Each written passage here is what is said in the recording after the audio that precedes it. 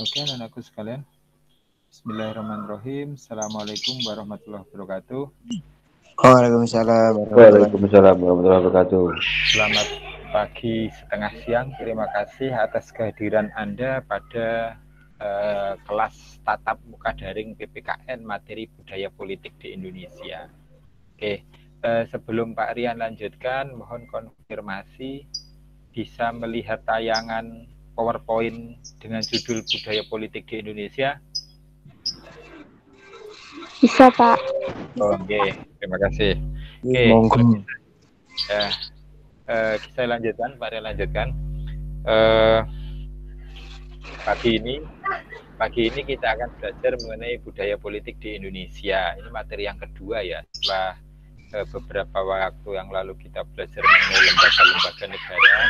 Jadi ini materi kedua. Sebelum kita mulai, marilah kita berdoa sesuai dengan agama dan keyakinan kita masing-masing. Berdoa, mulai.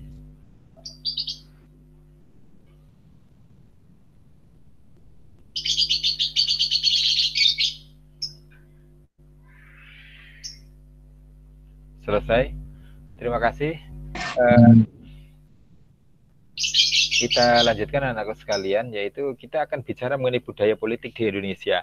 Materi ini adalah materi yang sifatnya secara isi itu sangat normatif ya, sangat normatif. Jadi Anda nanti kalau di sini itu intinya banyak belajar teori,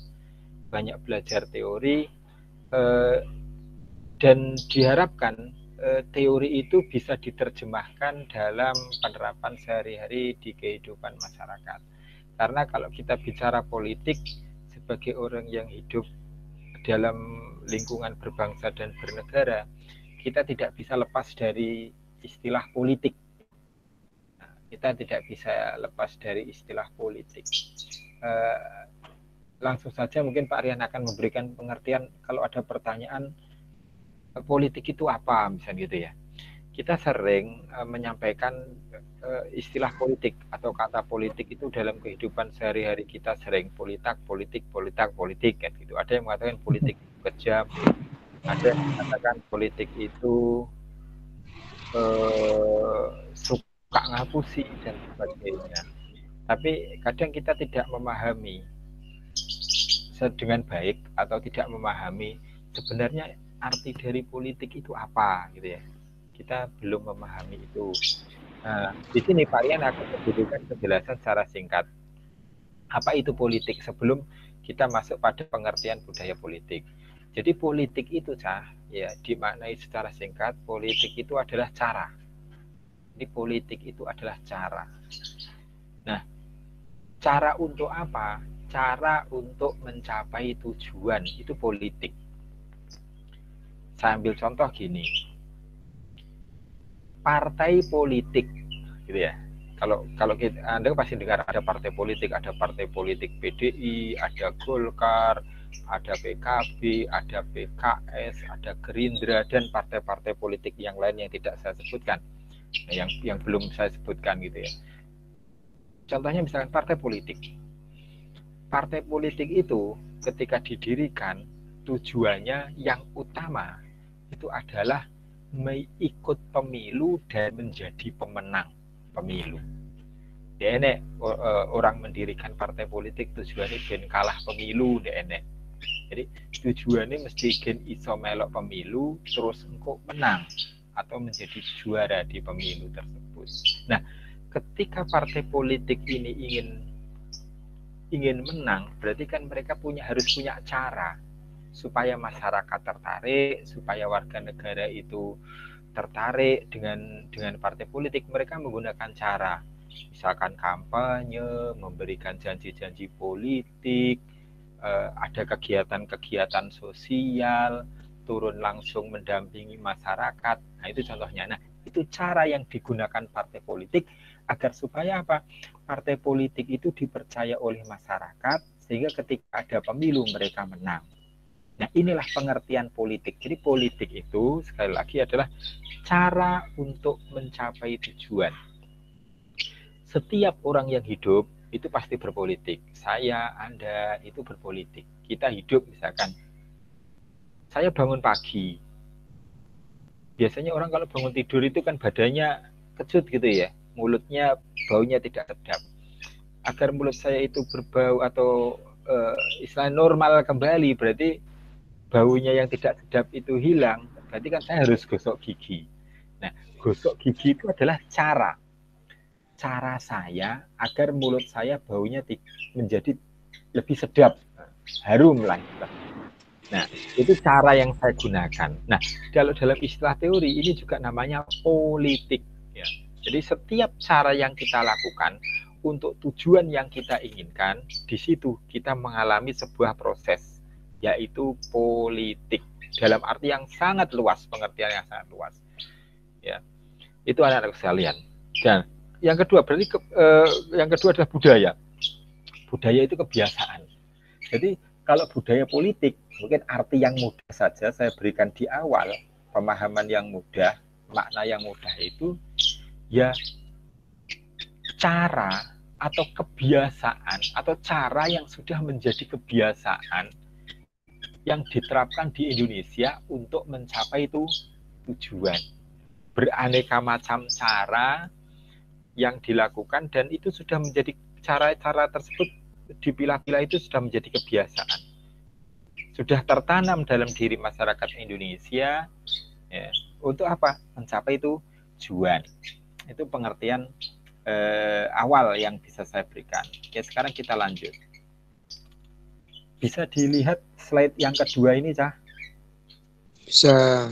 Oke, terima kasih. Saya lanjutkan. Pengertiannya, budaya politik ialah nilai-nilai yang berkembang kemudian dipraktikkan pada suatu masyarakat tertentu dalam bidang politik. Nah, ketika kita bicara politik di sini, dalam konteks slide yang kedua ini lebih dikhususkan pada arah politik berbangsa dan bernegara. Ya. Berarti bukan hanya politik individu, tapi politik yang lebih luas. Sehingga ya, ketika kita bicara politik di sini, kaitannya nanti dengan partai politik, dengan lembaga-lembaga negara seperti DPR dan sebagainya. Jadi Pak Rian ulangi sekali lagi, budaya politik ialah nilai-nilai, value kalau bahasa Inggrisnya ya, nilai-nilai yang berkembang.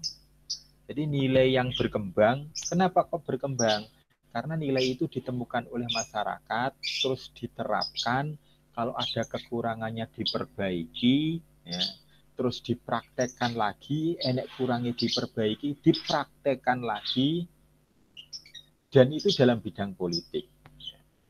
Kalian ambil contoh misalkan, kita itu ketika pemilu, atau kita itu tiap 5 tahun melaksanakan pemilihan umum. Nah, antara pemilu yang satu dengan pemilu yang lain itu terkadang ada perbedaan. Kenapa? Karena ada perubahan peraturan. Perubahan peraturan. Contoh, ketika dulu pemilihan presiden, pemilihan presiden, di era Orde Baru tidak ada batasan masa jabatan seseorang bisa menjabat sebagai presiden atau kepala daerah. Tapi setelah era Orde Baru, jabatan presiden dan kepala daerah itu paling lama hanya 2 periode. Ya. Setelah itu leren. Kenapa kok demikian? Ya, untuk membatasi kekuasaan. Karena biasanya kalau kekuasaan itu terlalu lama, itu cenderung disalahgunakan. Jadi untuk membatasi kekuasaan, jadi long periode. Misalkan Pak Jokowi sekarang jadi presiden, nanti tahun 2024 beliau selesai menyelesaikan masa tugasnya, maka beliau sudah tidak bisa dipilih lagi karena sudah 2 periode. Nah, perubahan aturan ini ya terjadi kan setelah adanya reformasi. Sebelum itu bebas, nyalok presiden berapa kali pun boleh, sehingga Pak Harto itu sampai 32 tahun menjadi presiden. Tapi karena di situ tidak ada sisi positifnya, cenderung banyak negatifnya, maka aturan itu diubah. Ya, berarti ketika aturan diubah, nilai yang ada dalam masyarakat juga berubah. terus berkembang. Nah, ini akhirnya prakteknya ketika melaksanakan pemilu. Ketika nilainya dirubah karena diperbaiki, otomatis aturannya berubah sehingga prakteknya ke depan juga akan berubah. Nah, ini contoh dari pengertian budaya politik.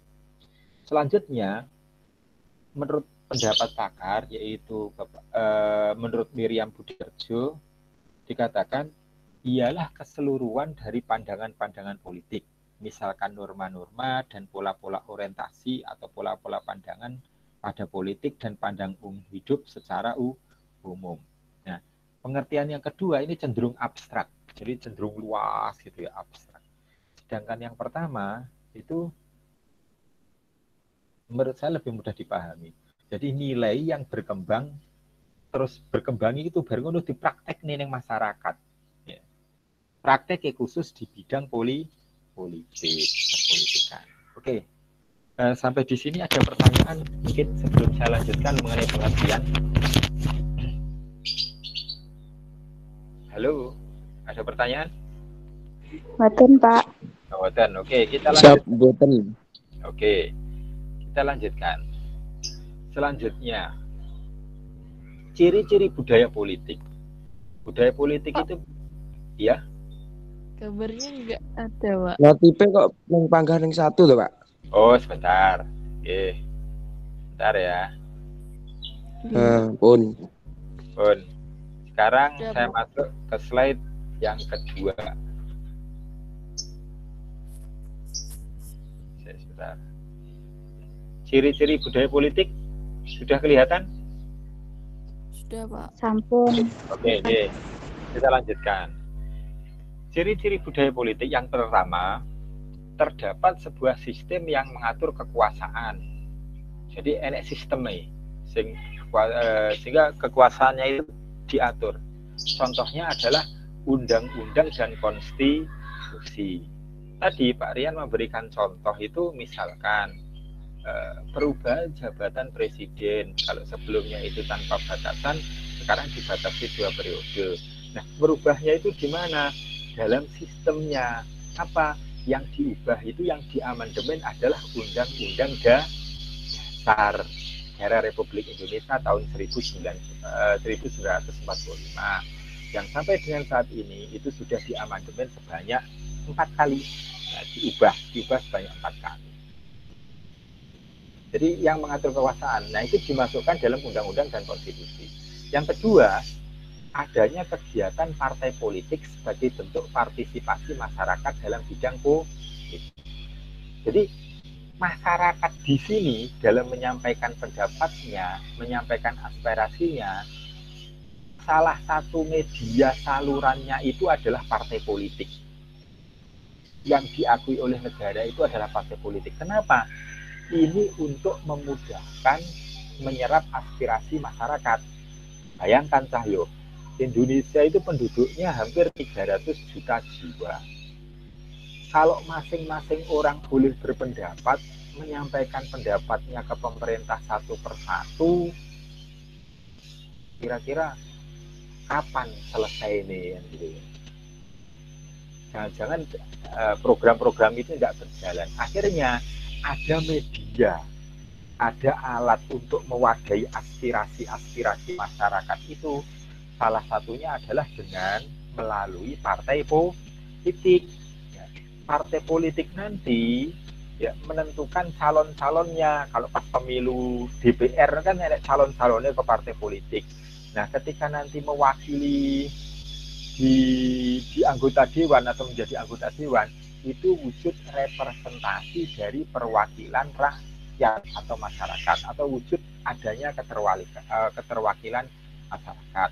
Nah, kegiatan semacam ini yang mewadahi siapa?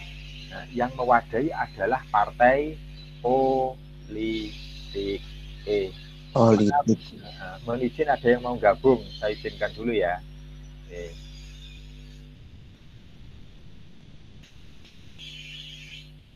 Saya lanjutkan, Kak. Kelihatan slide-nya? Iya, Pak. Oke, kita lanjutkan. Yang ketiga, adanya gejolak dan tanggapan dari masyarakat mengenai pembuatan kebijakan dan penyelenggaraan pemerintahan. Nah, jadi ciri-ciri adanya budaya politik itu masyarakatnya bergejolak. Bergejolak itu dalam artian masyarakat itu bisa menyampaikan pendapat. Nah, kenapa menggunakan kata gejolak? Gejolak itu kan keadaan yang tidak stabil ya. Mungkin di sudut sana bunyi, di sudut sini diam, itu gejolak-gejolak. Jadi keadaan yang tidak stabil di masyarakat. Jadi itu tandanya masyarakat itu, gaya komunikasi masyarakat itu hidup. Misalkan masyarakat diatur terus menengai, enek sing menyampaikan aspirasi dan sebagainya, itu malah bukan bagian dari budaya politik. Jadi budaya politik itu dikatakan adanya gejolak dan tanggapan dari masyarakat. Apa? Gejolak dan tanggapan di sini wujudnya adalah partisipasi masyarakat. Mereka menyampaikan pendapat, mereka bersuara, mereka menyampaikan masukan, kritik, dan sebagainya. Dalam hal apa? Ketika pemerintah membuat kebijakan dan menyelenggarakan pemerintahan. Enek sing menurut masyarakat tidak sesuai, masyarakat menyampaikan pendapat. Contoh kalau misalkan ini saja. Ada kan sering itu lihat di media sosial. Banyak masyarakat yang mengeluhkan keadaan misalkan jalan yang rusak, pelayanan masyarakat yang tidak maksimal, gitu ya, pelayanan kesehatan yang kurang baik. Masyarakat menyampaikan itu. Nah, ini hal seperti ini adalah salah satu wujud dari gejolak atau tanggapan. Bayangkan masyarakat cuma diam saja, kira-kira nanti pelayanannya tambah bagus atau tambah tidak bagus? Tentunya ya akhirnya tidak bagus, karena apa? Tidak ada kritik. Nah, dalam hal masalah kebijakan dan penyelenggaraan pemerintahan. Jadi ketika ada gejolak, ada tanggapan, itu berarti budaya politiknya jalan. Masyarakat juga ikut berpartisipasi. Ada saya misalkan menyampaikan pendapat, itu juga ikut berpartisipasi. Catatannya ada batasan. Nah, ada hal-hal yang harus dipatuhi. Misalkan ketika mengkritik, menyampaikan pendapat, disampaikan dengan cara yang sopan, cara yang benar, tidak menghina, tidak merendahkan orang lain, tidak menyebarkan hoax atau berita bohong. Itu harus kita perhatikan, itu hal-hal seperti itu. Dan yang keempat, adanya sistem pengalokasian sumber daya masyarakat.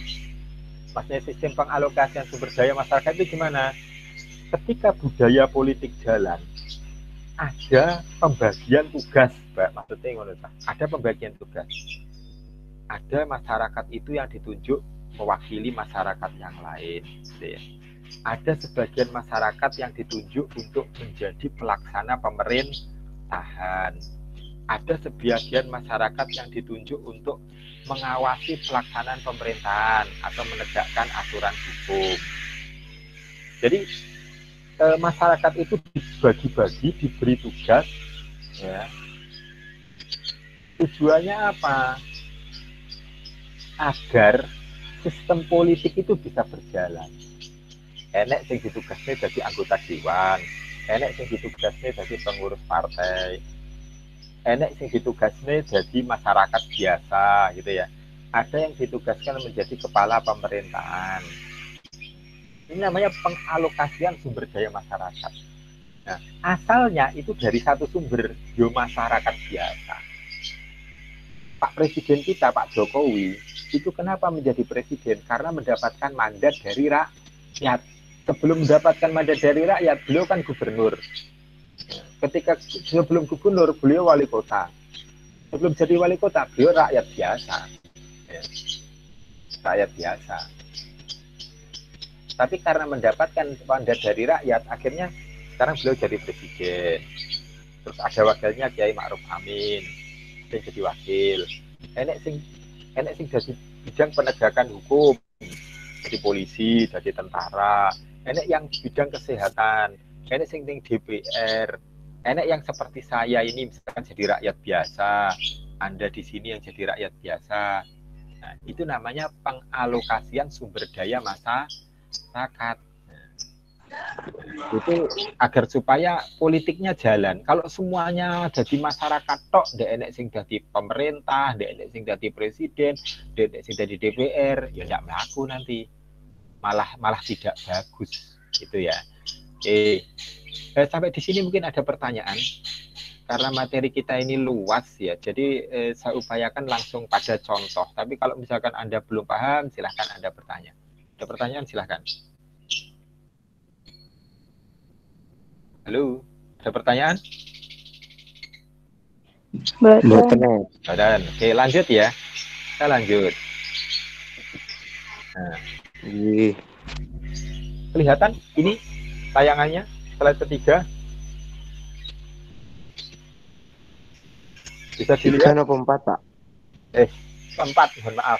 Ya, tinggal di judul keempat. Bisa dilihat ini?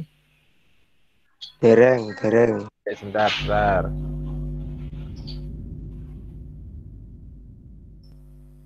Dengan berbagi. Saya tak kembali lagi.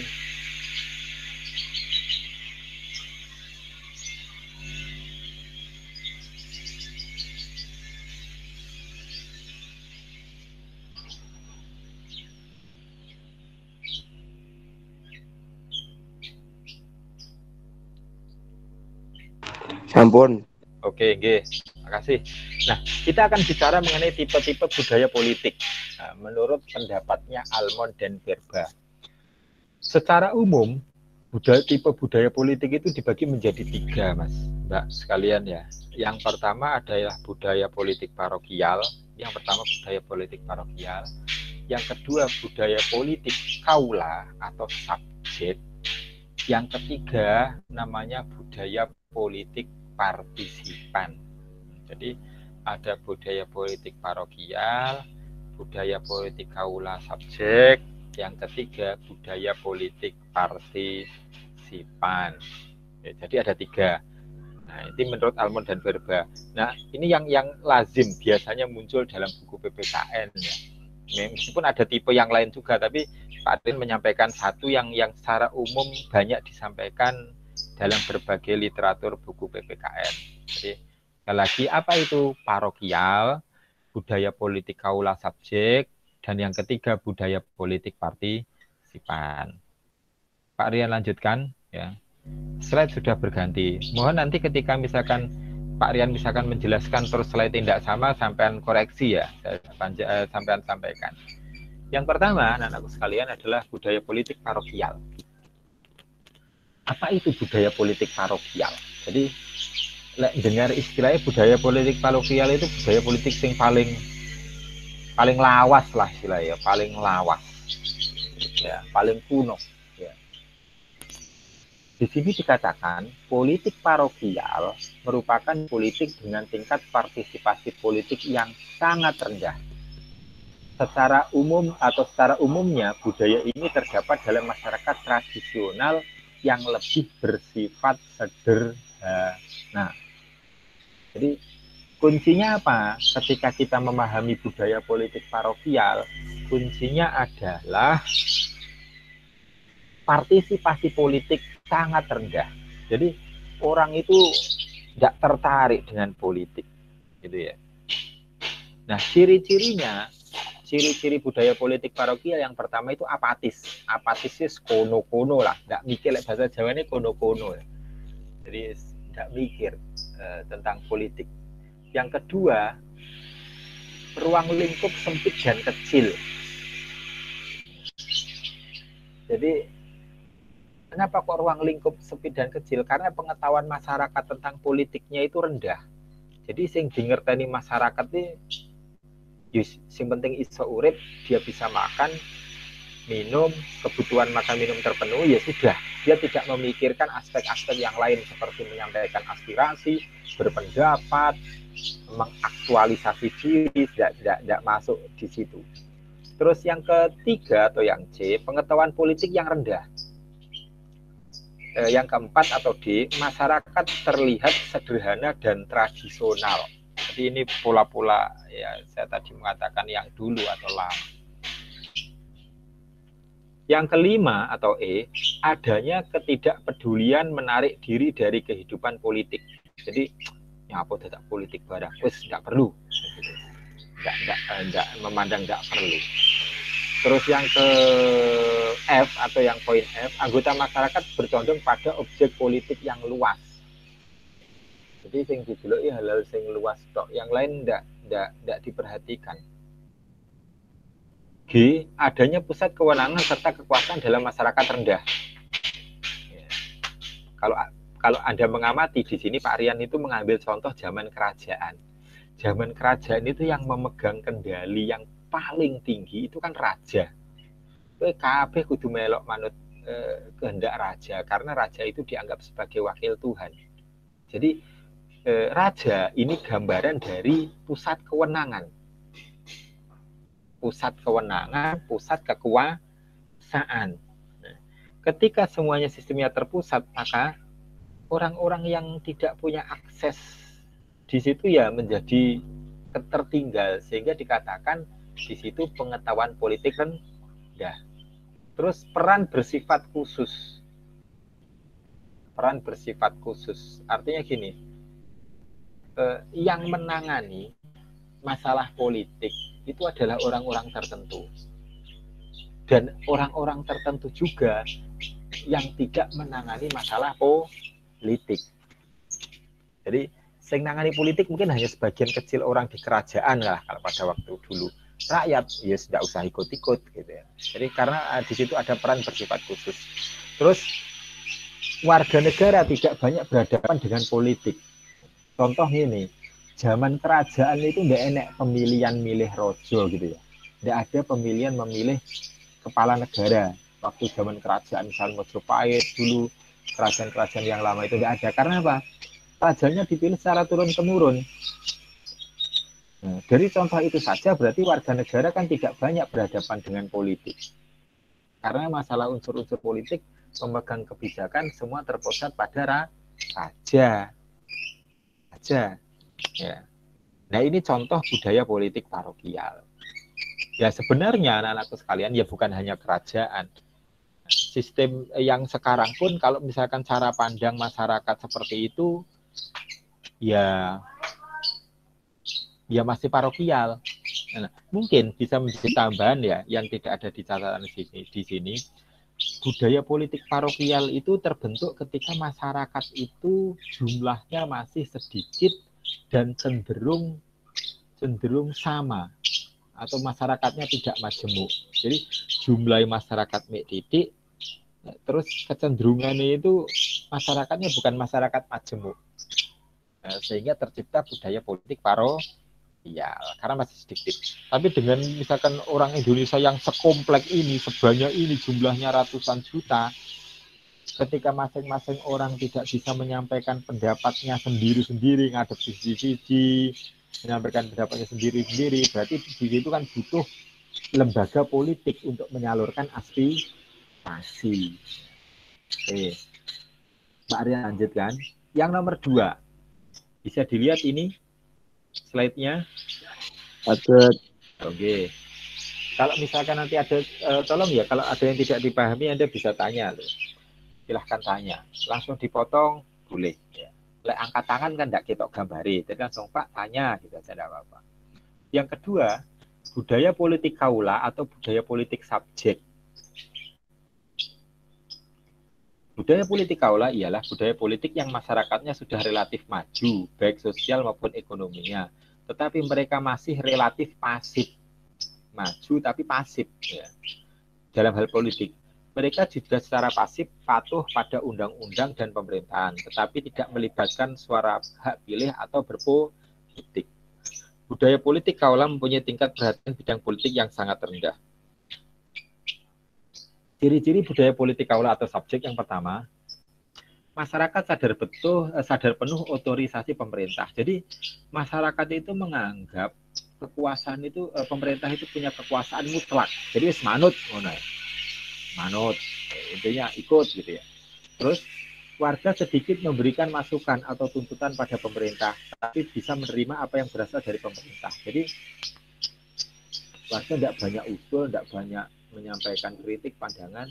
Apa sing yang diberikan oleh pemerintah kepada masyarakat ya itu ditompo dilakoni. Tidak kakean protes lah istilahnya, atau tidak banyak menyampaikan pendapat. Terus yang C, menerima segala keputusan dan menganggap suatu hal yang tidak dapat ditentang. Itu ditompo ae. Misalnya gitu ya. Jadi segala sesuatu yang berkaitan dengan politik itu ditompo. Terus sikap warga pasif sebagai aktor politik, artinya warga tidak bisa berbuat banyak dalam berpartisipasi di kehidupan politik. Kenapa? Karena yang memegang kebijakan-kebijakan di bidang politik itu adalah orang atau kelompok tertentu saja. Sing liyane mek karek melok manut. Terus yang E, yang kelima, masyarakat menaruh kesadaran, minat, serta perhatian sistem politik secara umum, juga khusus terhadap objek output atau hasil dari kebijakan politik. Jadi objek output itu hasil. Dan untuk kesadarannya terhadap input atau terhadap masukan sebagai aktor politik terbilang masih rendah. Bahasanya rodok gimana gitu ya, input, output dan sebagainya. Memang ini banyak secara teoritis berbeda dengan materi yang lain. Jadi ini intinya seperti ini, poin ini. Masyarakat itu sebenarnya ya tahu, paham gitu ya. Tapi mereka itu untuk memberikan masukan, untuk memberikan pendapat, ngasih saran. Istilahnya kalau dalam dikumpulkan itu pengertian input, memberikan masukan itu enggak aktif. Mereka lebih senang menerima, menjalankan perintah dari pemegang kebijakan. Jadi seneng nglakoni, lek kon ngomong politik nggak ada seneng, tapi lek enek kebijakan ya wis dilakoni. Jadi gitu. Nah, ini di atas budaya politik parokial. Kalau politik parokial kan dipasrahne kabeh. Tidak tahu menau. Nah, kalau budaya politik kaula itu masyarakat tahu. Tapi tidak tertarik, atau kalau tidak tertarik ya tidak diberi ruang. Tidak diberi ruang. Karena mereka tidak diberi ruang untuk masuk dalam ranah politik.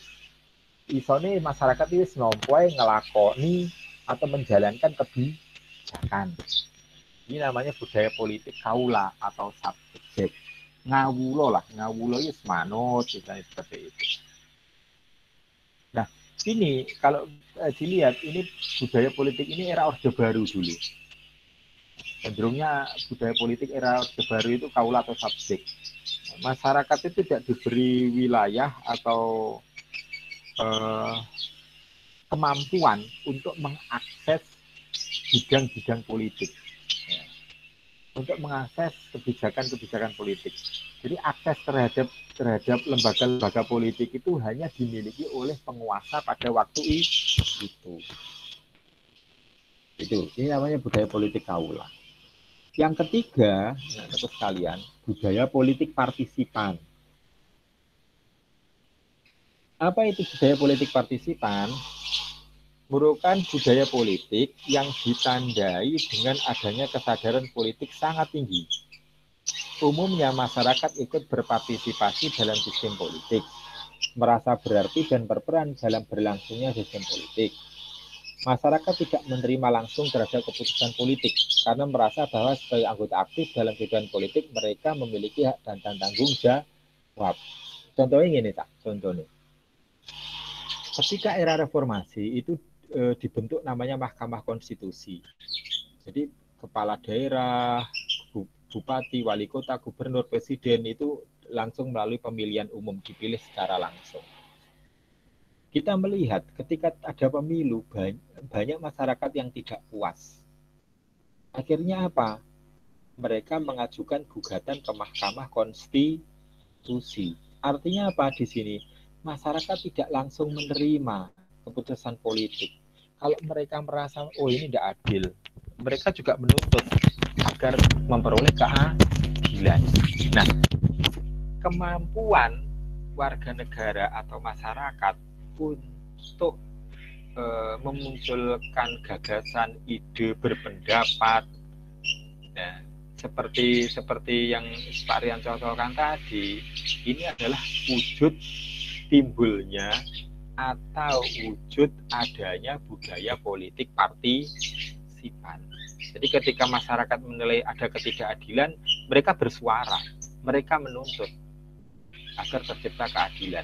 Nah, tuntutan itu namanya bagian dari partisipasi masyarakat yang masuk pada kategori budaya politik partisipan. Nah, anak-anakku sekalian, ciri-ciri budaya politik partisipan apa saja gitu ya? Cirinya adalah warga sadar akan hak dan tanggung jawabnya, serta mempergunakan hak juga menanggung kewajibannya. Jadi kesadaran warga itu tinggi. Yang kedua atau B, tidak mudah menerima keadaan, tidak mudah tunduk dengan keadaan, disiplin tapi bisa menilai dengan penuh kesadarannya semua objek politik, baik cara menyeluruh, input maupun output, ataupun posisi dirinya sendiri. Jadi mandiri lah gitu ya. C, kehidupan politik menjadi sarana transaksi seperti menjual dan membeli. Warga menerima akan kesadarannya tapi bisa menolak akan penilaiannya sendiri. Contoh sekarang orang itu kan kalau pemilu mulai pintar. Kalau dulu misalkan orang mau nyoblos dikasih uang 20.000, 50.000, seneng dia. Seneng. Tapi sekarang itu orang pintar. Dikei duit ditompo tapi tidak dicoblos yang ngasih uang. Kenapa? Karena masyarakat sekarang mulai berpikir, misalnya gini, mau pemilu, calon memberi uang 100.000, syaratnya kok nyoblos. Orang sekarang mulai pinter, aduh jangan-jangan nanti baru dikasih uang, saya nanti yang repot. Kenapa? Dalam politik itu kan tidak ada istilah gratis. Ya. Lek pamannya aku 31.000, jangan-jangan 5 tahun ke depan lek ngopeni ku ndak tenanan, misalkan bahasanya seperti itu ya. Wah, ini bahaya ini. Ya, duitnya ditompo akhirnya uangnya dipilih kan gitu. Lah baiknya bagaimana? Ya tolak uangnya, ya jangan pilih orangnya. Baiknya seperti itu. Karena itu money politik. Money politik itu melanggar hukum. Nah, sekarang orang mulai pinter. Dikai duit orang serta merta terus milih enggak. Orang berpikir, Gigi, saya tuh dikasih uang 100.000 untuk 5 tahun ke depan. Masa nasib saya 5 tahun ke depan itu saya pertaruhkan hanya untuk nilai 100.000. Itulah seharinya kan tidak ada 5 rupiah nanti, atau tidak ada 10 rupiah itu. Padahal 5 tahun ke depan, jangan-jangan orang yang menyuap saya sekarang nanti kalau dia biasa menyuap, nanti dia korupsi juga. Wah, saya yang dirugikan. Nah, orang sekarang kan pandangannya sudah cerdas, kritis. Ya. Jadi mereka menolak itu, budaya money politik. Nah, sehingga kalau money politik itu ditolak, berarti partisipasi masyarakat bagus, budaya politik partisipan. Yang D, menyadari warga negara yang aktif serta berperan sebagai aktivis, atau menyadari warga negara yang aktif. Jadi mereka sadar sebagai warga negara itu mereka bukan hanya menerima dari negara, tapi mereka juga harus memberi kepada negara. Mungkin bukan memberi uang, tapi mereka memberikan masukan, memberikan saran agar supaya baiknya negara kita seperti apa. Ketika masyarakat mampu berpartisipasi secara aktif di bidang politik, mereka datang ikut pemilu tanpa harus disogok. Mereka mencoblos dengan suara hati nurani mereka sendiri. Mereka aktif memberikan masukan kepada pemerintah. Nah, ini contoh budaya politik partisipan.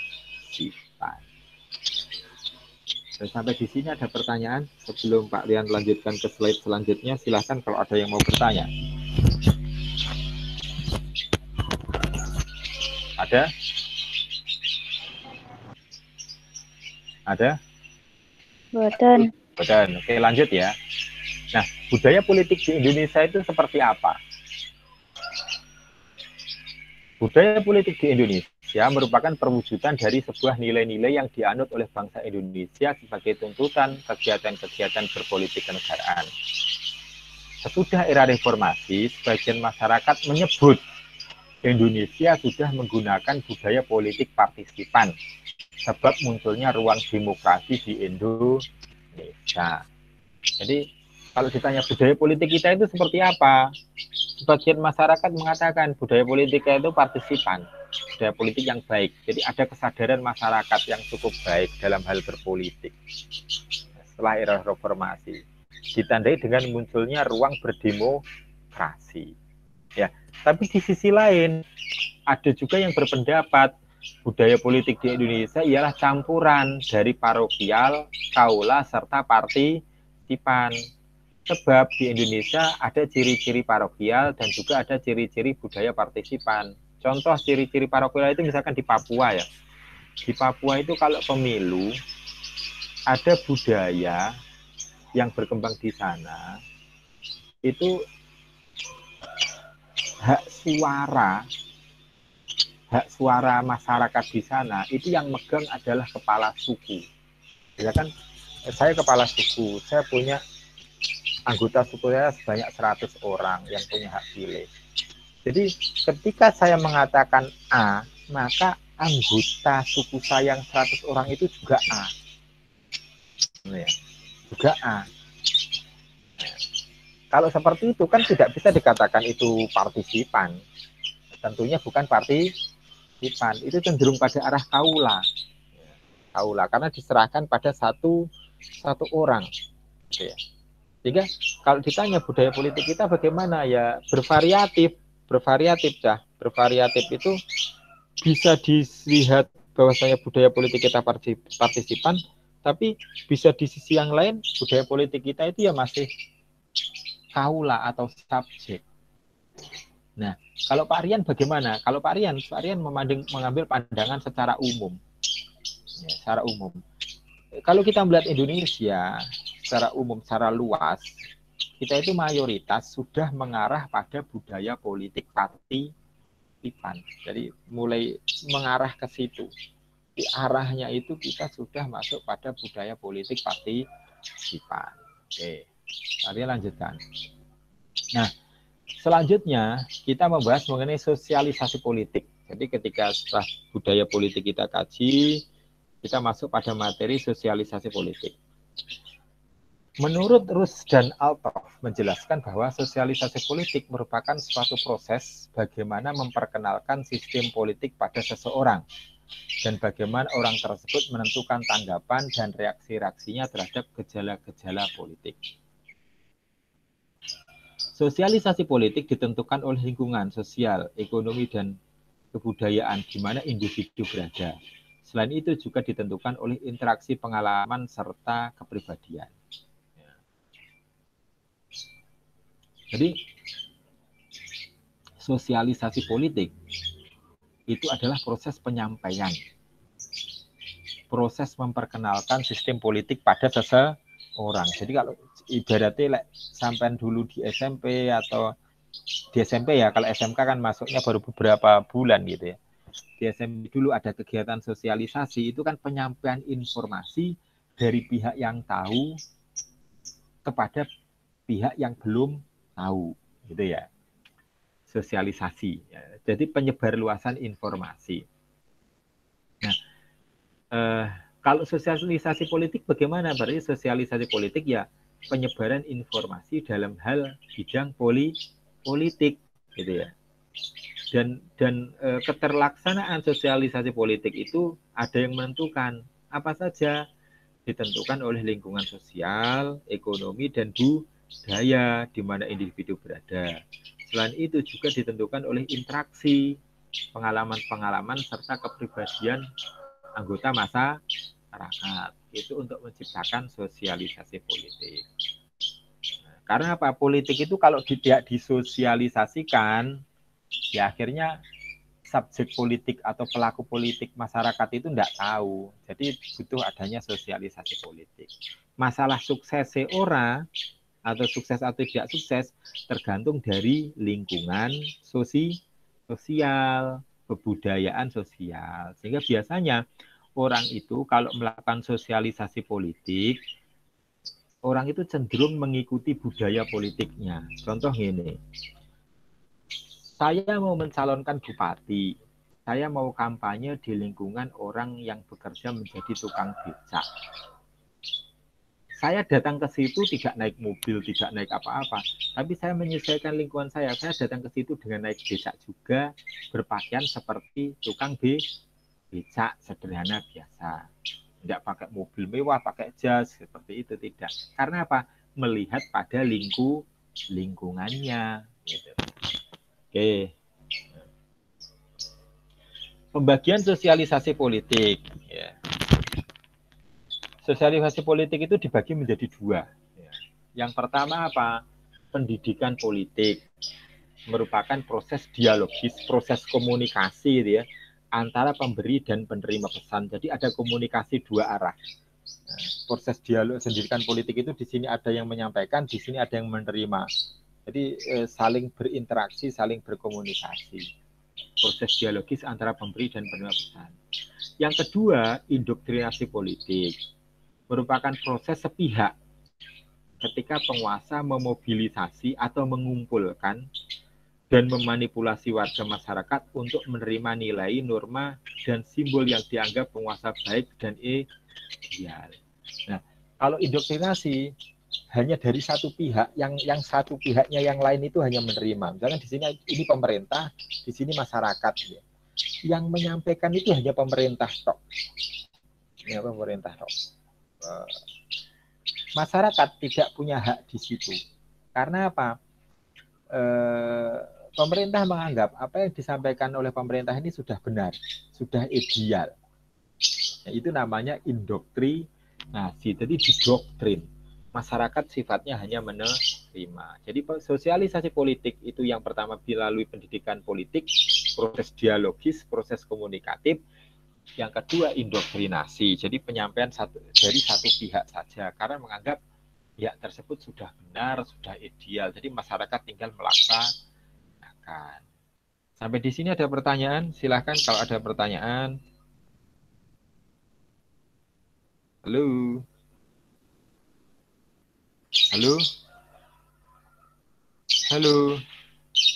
Boten, Pak. Dan oke, lanjut ya. Yang terakhir. Lembaga sarana sosialisasi politik apa saja? Untuk melakukan sosialisasi politik itu lembaganya apa saja? Yang pertama bisa melalui keluarga. Yang kedua melalui sekolah. Ketiga kelompok pergaulan. Keempat tempat bekerja. Kelima media massa. Jadi kalau kampanye itu ya iso lewat koran. Kita kelompok pergaulan. Terus kalau Anda ingin menyampaikan atau menyampaikan sosialisasi bisa kelompok yang lebih kecil, misalnya keluarga, sekolah. Contoh sekolah itu dulu kalau ada mau pemilu itu kan ada sosialisasi dari KPU bagi siswa atau peserta didik yang punya hak pilih atau pemilih pemula. Karena apa? Kenapa di sekolah? Karena di sekolah itu banyak generasi muda. Di situ ada pemilih pemula. Nah, jadi lebih mudah untuk melakukan sosialisasi. Ada juga yang melalui keluarga, ada juga melalui kelompok pergaulan, komunitas-komunitas, misalkan komunitas sepeda motor dikumpulkan, di situ ada sosialisasi peraturan lalu lintas, misalkan seperti itu. Terus tempat bekerja, terus media massa, contoh kampanye dan sebagainya. Itu lembaga atau sarana media dalam hal yang bisa digunakan untuk melakukan sosialisasi politik. Oke, terima kasih. Nah, ini materi yang bisa Pak Rian sampaikan terkait dengan budaya politik. Jadi, kembali lagi pada pengertian budaya politik itu kebiasaan politik atau nilai-nilai politik yang berkembang kemudian dipraktekkan oleh suatu masyarakat. Secara umum, tipenya, macam-macamnya dibagi menjadi 3 menurut pendapatnya Almond dan Verba.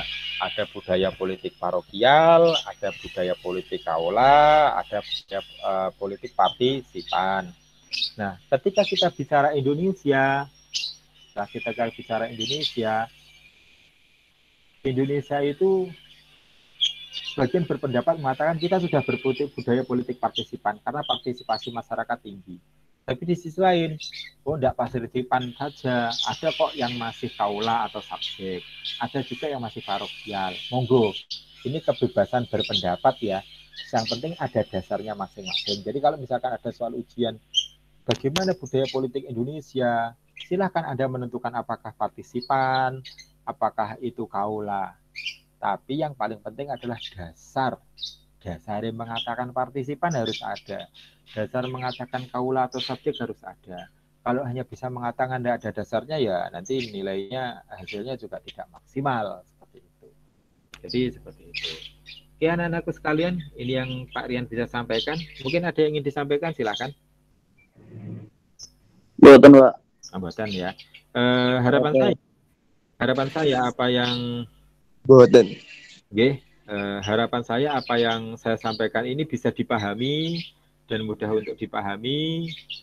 Nanti rekamannya dan materinya akan Pak Rian share di grup kelas ya. Akan Pak Rian share di grup kelas. Dan tolong bagi peserta didik yang pada pertemuan pertama yang kuis atau ulangan harian itu belum mengerjakan, saya belum ngecek yang terakhir ya. Belum ngecek yang terakhir, tapi semoga sudah mengerjakan semua. Oke, kalau tidak ada sebentar.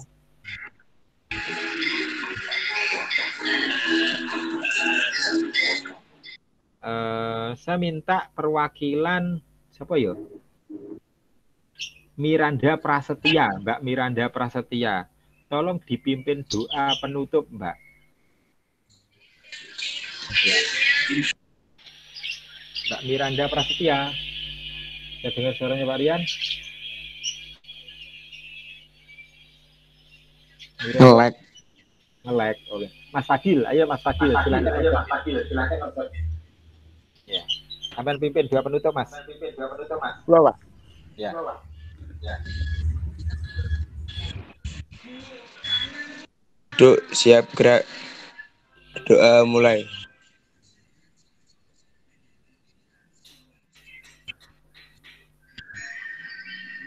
Doa selesai. Terima kasih. Semoga doa kita didengar dan diijabahi oleh Tuhan Yang Maha Esa. Dan saya sampaikan terima kasih atas kehadiran Anda pada pertemuan tatap muka daring PPKN materi budaya politik di Indonesia. Semoga ilmu yang kita pelajari pada siang hari ini bermanfaat. Amin. Salam keluarga, tetap jaga kesehatan. Terima kasih. Kalian akhiri. Assalamualaikum warahmatullahi wabarakatuh. Waalaikumsalam warahmatullahi wabarakatuh. Jangan lupa ya nanti absen di master web yang belum absen. Terima kasih. Faisal. Opo.